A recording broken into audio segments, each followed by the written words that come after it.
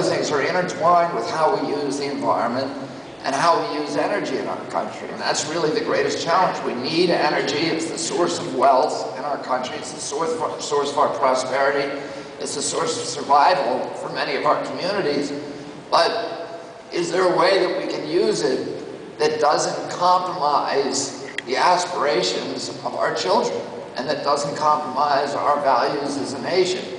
Lord David Putnam gave a speech in front of Parliament in November of this year. And Lord Putnam is one of the leading visionaries in England today. He's one of the great lights of the House of Lord. He's also a famous filmmaker who did Chariots of Fire and a number of other great films.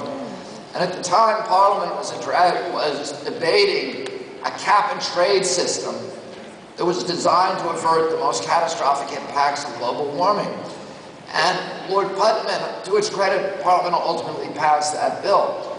But Lord Putnam was addressing the concerns. In England, virtually everybody accepts the science behind global warming. They haven't been deluged, as we have in this country, by a $200 million propaganda campaign by Exxon and Chevron and the Ford Motor Company and Massey Coal, which has been designed to confuse the American people about the science behind global warming. In England, virtually everybody accepts that it's a grim urgency that needs to be addressed, but still, there are people, vested interests, and others who say we have to move slowly, we have to move incrementally, because if we move precipitously, it will cause dislocations in our economy that will have grave impacts for our nation over the long run. And Lord Putnam was addressing the concerns of that cohort. And he reminded Parliament that exactly 200 years before, the same body had debated the abolition of the slave trade.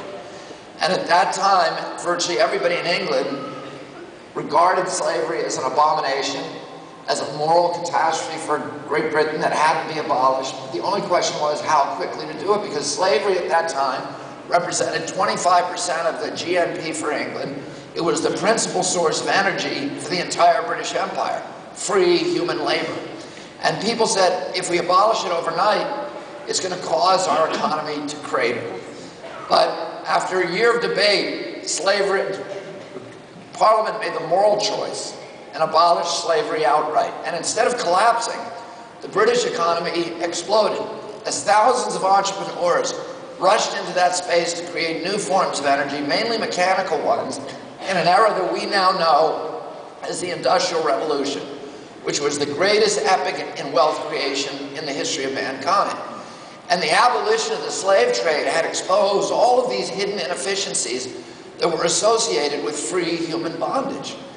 And today, we don't need to abolish carbon in our country to understand that our deadly addiction to it is the principal drag on American capitalism. We are borrowing $1 billion a day, mainly from nations that don't share our values, in order to import $1 billion a day of oil, again, mainly from nations that don't share our values.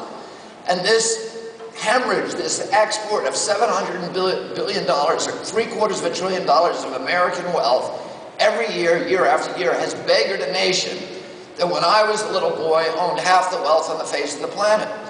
We give every year $1.3 trillion in subsidies to the oil industry.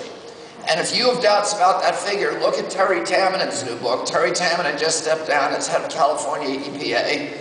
And he's written a book called Lives Per Gallon, which meticulously and scrupulously inventories all the huge raft of subsidies that go to the oil industry every year. And they include direct tax breaks and direct government payments like the oil depletion allowance. But in addition to that, the money that we spend on military expenditures, protecting the pipelines in the Gulf, which amount to about $100 billion a year, and the cost of health care from respiratory injury and from other injuries from breathing the emission of oil. These are all part of the cost of using oil in our culture. He doesn't incidentally include in that price, that $1.3 trillion, the cost of the Iraq War, which OMB now says is going to cost $4.3 trillion over 20 years, and which probably should be billed to their account, or the cost of using carbon in our society and the grave impacts that costly impacts of global warming over the generations, which also is one of the costs of using oil that you don't pay when you pull up to your gas pump. These are externalized costs that are incidental costs that are hidden from us, but they're part of the true cost of burning that carbon. We give almost $1 trillion a year in subsidies to the coal industry. We give about $500 billion in subsidies to the nuke industry, and these huge subsidies, massive subsidies to the incumbents, have formed the principal impediment to much more efficient and clean and local indigenous forms of energy from entering and competing in the marketplace. We do know this, that every nation that has decarbonized its society has experienced instantaneous prosperity. Iceland in 1970 was the poorest country in Europe. It was 100% dependent on imported coal and oil. The government of Iceland decided to decarbonize its society and make itself energy independent. And mainly they did this because they were frightened of global warming, which impacts the northern latitudes disproportionately. But there were again people in Iceland who said we have to move slowly and incrementally, but the government of Iceland moved very determinedly. And within 15 years, they had decarbonized their society and were 100% energy independent. 90% of their electricity comes from local geothermal. And Iceland went during that 15-year period from the poorest country in Europe to the 4th richest country on the face of the earth by GDP. And Iceland now is having catastrophic economic problems because it used a lot of its newfound wealth to buy the same bundled derivatives that our banks bought, but like 10 times as many. And so they're now facing an economic catastrophe that's really unheralded anywhere in the world. But Iceland ultimately will come back because the fundamentals there are strong. Today, Iceland, rather than being a huge energy importer, is one of the world's largest energy exporters. It can't run lines across the Atlantic, so it imports bauxite from Jamaica and uses these giant surpluses of energy that it has to smelt the bauxite into aluminum, then it sells it on the world market, and that's its way of exporting energy. In 1970, there's no corporation in the world that would dream of relocating to Iceland. But even 6 months ago, hundreds of corporations were lined up to get into Iceland and take advantage of its cheap, clean energy and the high quality of life that goes along with it. Sweden in 1996 decided to decarbonize its society and, incidentally, to shut down its nuclear power industry. It closed its 2 biggest nuclear power plants. It slapped a $150 ton tax on carbon. And again, you had entrepreneurs, thousands of them, rushing into that space to create new forms of energy from wind, from tidal, from solar, from geothermal, from putrid garbage and sawmill waste. I was in Sweden last week addressing the leaders of Volvo. Volvo, like the other car companies in Sweden, are now converting all of their cars to run on black liquor, which is fermented from sawmill waste. And Sweden went, because of those investments, to become the 6th richest country by GDP in the world. Brazil, 18 years ago, decarbonized its transportation system, and as a result of that decision, that effort, Brazil, while the whole world economy is collapsing, today is enjoying the longest and most robust economic expansion in the history of Latin America.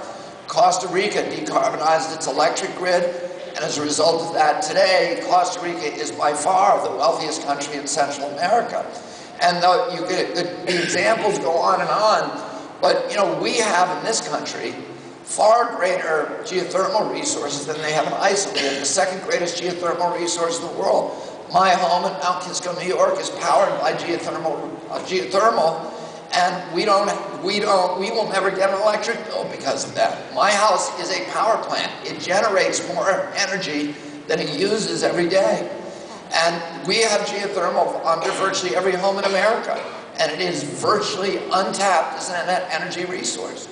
We have in this country, we are the top 3 in solar resources in the world. The Scientific American just did a study that showed that we have enough harnessable solar energy in just 19% of the most barren desert land in the desert Southwest to power 100% of the energy needs of our country. This is an area 85 miles by 85 miles. It's a fraction of the footprint that we're tearing down in Appalachia every year to get at the coal. We have the Midwestern, the Great Plains states of this country, the Saudi Arabia of wind. North Dakota is the windiest place on earth. We have enough, yeah. We have enough harnessable wind.